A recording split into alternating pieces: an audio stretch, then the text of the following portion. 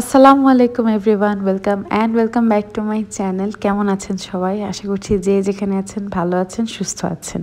শীতের সন্ধ্যায় টুকিটাকি স্ন্যাক্স খেতে কিন্তু খুবই ভালো লাগে, তাই আজকে আপনাদের জন্য নিয়ে এসেছি দুইটা মজাদার চিকেন ফিলিং, যেটা দিয়ে মোটামুটি 2 রকমের স্যান্ডউইচ আর 1 রকমের ব্রেড স্টাফড বল সেটা বানিয়ে নিতে পারবেন। তাহলে চলেন দেখে নেই কি লাগছে।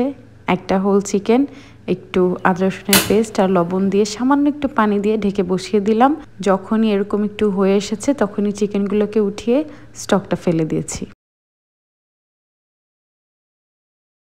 প্রথমে দেখে নিচ্ছি ক্রিমি চিকেন স্প্রেড। এটার জন্য মাশরুম লাগছে, কর্ন লাগছে, কিন্তু এই যে দেখেন এটা খুলতে যেয়ে হাতের অবস্থা খারাপ। বলছি কোনটা কি পরিমাণে লাগছে বলছি।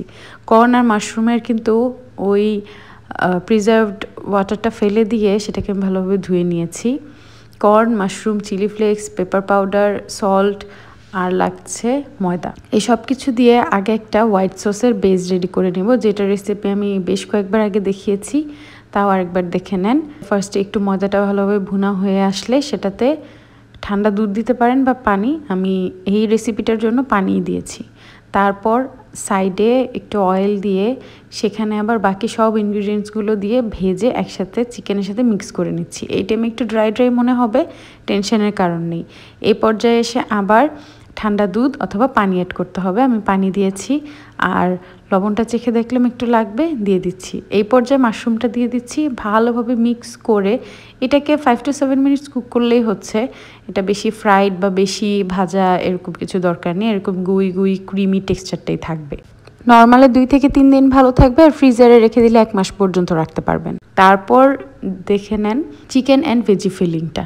এটা দিয়ে স্প্রিং রোলও রেডি করা যাবে, স্যান্ডউইচও রেডি করা যাবে। ফার্স্টেই আমি এখানে বাঁধাকপিটাকে 10 to 15 মিনিটস এমনি চুলায় বসিয়ে দিয়েছিলাম এটার পানিটা টেনে যাওয়ার জন্য। তারপর গাজরটাও দিয়ে দিয়েছি যেন সেটাও একটু সফট হয়ে যায়। ক্রাঞ্চি থাকবে বাট সেটাতে পানি থাকবে না, যেহেতু এই সিজনের ফ্রেশ ভেজিস, তাই খুবই মজা পেলাম আমি রান্না করে। এই ফিলিংটা যে কি পরিমাণ জুসি আর ফ্রেশ হয়েছে খেতে বলার বাইরে।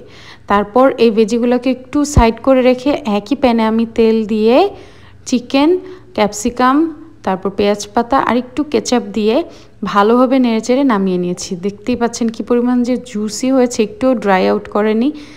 ইনগ্রিডিয়েন্টস ভালো হলে আসলে আউটকামটা ভালোই হয়।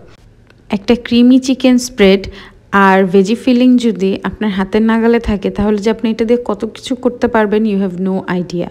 ট্রাস্ট মি, করে রাখেন, ইজি হবে। ক্রিমি চিকেন ফিলিংটা আমি একটু বেশি স্পাইসি করেছি, যেহেতু আমি চিলি ফ্লেক্স আর ব্ল্যাক পেপার একদম ভরে দিয়েছি। আর যে ভেজি ফিলিংটা সেটা আমি একটু কম স্পাইসি রেখেছি, যেহেতু আমার বাসায় প্রায় সময় আমার কাজিনের বাচ্চারা অনেক বাচ্চারা থাকে, তাই ওদের জন্য আমি একটু লেস স্পাইসি রেখেছি। আপনারা দেখেই থাকেন আমার বাসায় নাও অ্যান্ড দেন দাওয়াত লেগেই থাকে, তো এগুলো আমি টোটালি হাইটি স্ন্যাক্স হিসেবে রেকমেন্ড করব, স্টার্টার হিসেবে রেকমেন্ড করব। এগুলাকে আমি এখন তো জাস্ট একটা কাট দিয়েছি, এগুলোকে যদি আপনারা বাইট সাইজ করেন, একটা টুথপিক দিয়ে দেন, কনভিনিয়েন্ট হয় গেস্টদের জন্য নিতে, বাচ্চাদের জন্য নিতে। এটা আমি প্রায় করে থাকি। ইনশাল্লাহ নেক্সটে যেদিন করব আপনাদেরকে দেখাবো। আর এই স্যান্ডউইচটা এভাবে করে আমি রেডি করি যখন আমার অন দ্য গো বাইরে নিয়ে যেতে হয় বা কাউকে অফিসে টিফিন দিতে হয়। রেডি আমাদের 2 টাইপের ফিলিং দিয়ে টোটালি ডিফারেন্ট 2টা ফ্লেভারের স্যান্ডউইচ। এই 2টা ফিলিংয়ে ব্রাউন ব্রেড দিয়ে ইভেন বেটার টেস্ট করবে। এটাতে আপনারা চিজ স্লাইস দিতে পারেন, আরও মজা হবে।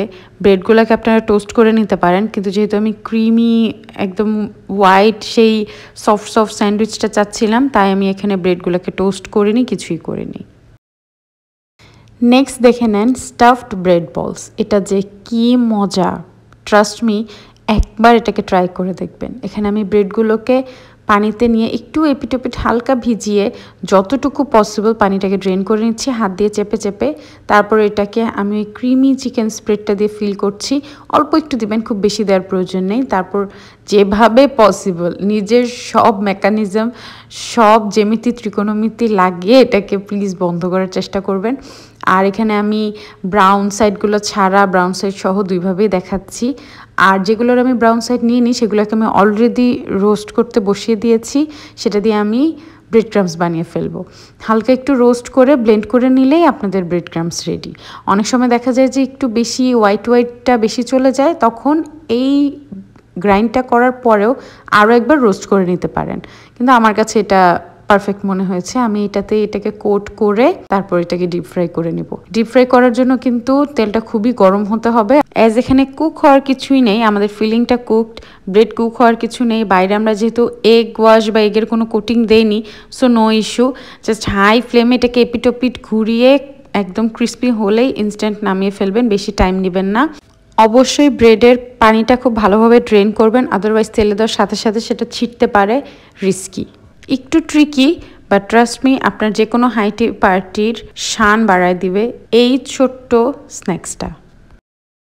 আই রিয়েলি হোপ আমি এই রেসিপিগুলো দিয়ে আপনাদেরকে হেল্প করতে পেরেছি, একটু হলেও কোনো আইডিয়া দিতে পেরেছি নেক্সট আপনাদের যে কোনো গেট টুগেদারে। ভালো লেগে থাকলে লাইক, কমেন্ট, শেয়ার করতে ভুলবেন না। আমার পেজটায় ফলো দিয়ে যেতে ভুলবেন না। আমার ইউটিউব চ্যানেলটায় সাবস্ক্রাইব করে রাখবেন, কারণ আরও অনেক রেসিপি আসছে ইনশাল্লাহ। আল্লাহ হাফেজ।